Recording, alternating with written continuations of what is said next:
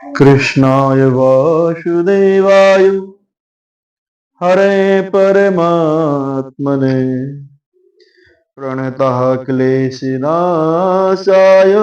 गोविंदाय नमो। धर्मराज युधिष्ठिर कहने लगे कि महाराज आपने फाल्गुन शुक्ल एकादशी का महत्व बतलाया है, अब कृपा करके यह बतलाइए कि चैत्र कृष्ण एकादशी का नाम क्या है, इसमें कौन से देवता की पूजा की जाती है और इसकी विधि क्या है। भगवान श्री कृष्ण कहने लगे, हे राजन, यही प्रश्न एक समय राजा मानधाता ने लोमश ऋषि से किया था, और जो कुछ उन्होंने उत्तर में कहा था वह तुमसे कहता हूँ, सो ध्यान से सुनो।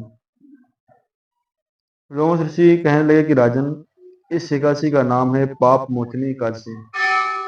अब मैं इसकी कथा विस्तार पूर्वक कहता हूँ। प्राचीन समय में कुबेर का चैत्र नाम का एक वन था। उसमें गंधर्व की कन्याएं किन्नरों के साथ में विहार करती थी। वहां अनेक प्रकार के पुष्प खिले रहते थे। उसी वन में अनेक ऋषि तपस्या करते थे, और स्वयं इंद्र भी चैत्र और वैशाख महीने में आकर के देवताओं के साथ में वहां पर क्रीड़ा किया करते थे। वहीं अपने आश्रम में मेधावी नाम के एक ऋषि भी तपस्या में संलग्न थे, जो शिव के परम भक्त थे। एक समय मंजू घोषा नाम की अप्सरा ने उनको मोहित करने का विचार किया। वह ऋषि के भय के मारे समीप नहीं गई, परंतु बैठकर वीणा पर मधुर गीत गाने लगी। उस समय कामदेव ने मेधावी ऋषि को जीतने की चेष्टा की। उन्होंने उस सुंदर अप्सरा के भ्रू को धनुष बनाया, कटाक्ष की डोरी, नेत्रों को धनुष, और कुचों को कुरी बना करके मंजू घोषा को सेनापति बनाया। उस समय मेधावी ऋषि भी युवा और हष्टपुष्ट थे, साथ ही गुपवेद तथा धन धारण किए हुए ब्रह्म तेज से युक्त। मंजू घोषा ऐसे सुंदर ऋषि को देखकर उनकी सुंदरता पर मुग्ध हो गई, और अपने गीत, चूड़ियों और नूपुरों की झनकार से नृत्य कला में हाव भाव दिखा करके मुनि को रिझाने लगी। पर्याप्त पर्याप्त समय तक यह क्रम चलता रहा, और अंत में कामदेव ने ऋषि को पराजित कर दिया। फलस्वरूप ऋषि मंजू घोषा के साथ में रमण करने लगे, और काम के इतने वशीभूत हो गए कि उन्हें दिन और रात्रि का कुछ भी भान नहीं रहा। इस प्रकार बहुत समय बीत गया। तब एक दिन मंजू घोषा ऋषि से कहने लगी, हे ऋषि, बहुत दिन बीत गए हैं, अब मुझे स्वर्ग जाने की आज्ञा दीजिए। मुनि ने कहा, आज इसी संध्या को तो आई थी, प्रातः काल तक चले जाना। मुनि की ऐसे सुनकर अप्सरा कुछ समय तक और रुकी।